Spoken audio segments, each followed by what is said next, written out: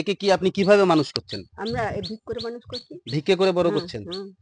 জানি এইসব video share হবে না, তবু আপনাদের কাছে অনুরোধ রইল যে আপনারা ভিডিওটা শেয়ার করে দিন যাতে অন্য মানুষ ইন্সপায়ার হয়। তবে চলুন সামনে দেখা যাক কি হচ্ছে।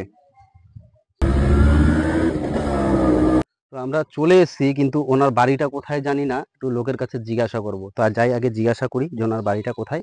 তা বন্ধুরা, বাড়িটা খুঁজে পেয়েছি, এইটা হচ্ছে ওনার বাড়ি। আর যখন মানে ওনার ছেলে বা সন্তানরা বেঁচে ছিল তখন বাড়িটা করেছিল।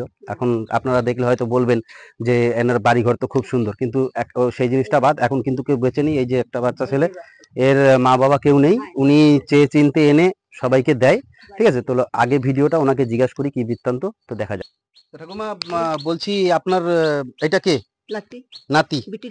তাহলে এর এর মা ছিল, মানে আপনার একটাই মেয়ে নাকি? না, তাহলে 4টা মেয়ে। 4টা মেয়ে নিয়ে একটা হয়েছে চেন্নাই হয়েছে বিয়ে, এদিক দিয়ে হয়েছে ওই বিয়ে। আচ্ছা, ওই গুস্তারা। তারা কেউ দেখে না? না, আসে না, দেখেও না, তাই তো? তা একে কি আপনি কিভাবে মানুষ করছেন? আমরা ভিক করে মানুষ করছি। ভিক্ষে করে বড় করছেন?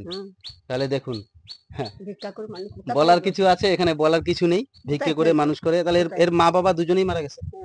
কেউ নেই? আরে, আপনার জন্য 2 মাসের বাজার একজনে পাঠিয়েছে হায়দ্রাবাদ থেকে। তা তাকে আপনি কি কিছু বলবেন? না বাবা, আমি বলতে পারি না, তাকে কিছু বলতে হবে তো। তাকে কি করবেন আপনি? আশীর্বাদ করবেন না অভিশাপ দেবেন? কোনটা? না, আশীর্বাদ দেব। আশীর্বাদ দেবেন?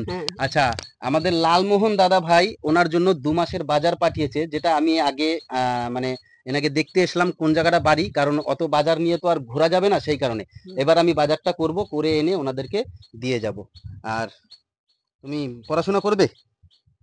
পড়াশোনা করবে? স্কুলে যাবে? স্কুলে পড়বে? হ্যাঁ, আপনি ওকে স্কুলে ভর্তি করে দিন।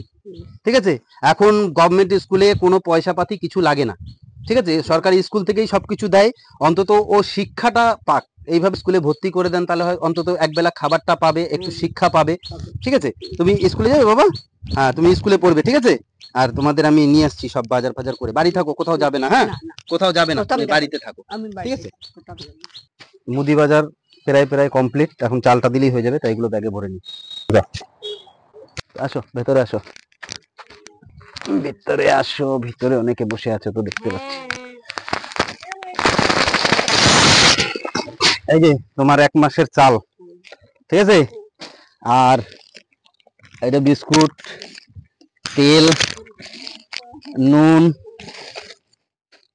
তারপরে এই যে সোয়াবিন, আর এই সার্ফ, লঙ্কা, এই যে সাবান গায়ে মাখবে, এই যে ডাল, লঙ্কা, হলুদ, ঠিক আছে, এই যে চা পাতা আছে, চা বানিয়ে খাবে, এই যে চিনি। ঠিক আছে, এটা গেল। এবার এইটা নাও, এইটা তোমার, নাও, কাপড়টা পরবে। এনে বাবা, এটা তোর জন্য। তোর পায়ের মাপ জানি না, ওই জন্য আমি জুতো চটি নিয়ে আসতে পারলাম না।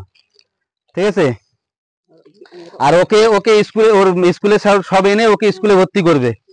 ঠিক আছে, শিক্ষা হচ্ছে সব থেকে বড় জিনিস। একবেলা না খাইলেও চলবে, কিন্তু শিক্ষাটা দরকার। ওকে স্কুলে ভর্তি করবে। আর এই পয়সাটা তুমি রাখো, এটা যখন যা মন চাইবে একটু কিনে খাবে। ঠিক আছে, আর ক্যানাল পাট্টো, আর ওই পারে যে ক্যানাল পাট্টো আছে, ওপর নিচের দিকে, এদিকে ভিতরে, হ্যাঁ নিচের দিকে, হ্যাঁ ওইখানটা আমার ঘর। আমার দরকার পড়লে চলে যাবে, যতটা পারি করব। আর ওকে স্কুলে ভর্তি করাও। আর লালমোহন দাদা ভাইকে অসংখ্য ধন্যবাদ, কারণ ওনার জন্যই এতটা করতে পারলাম।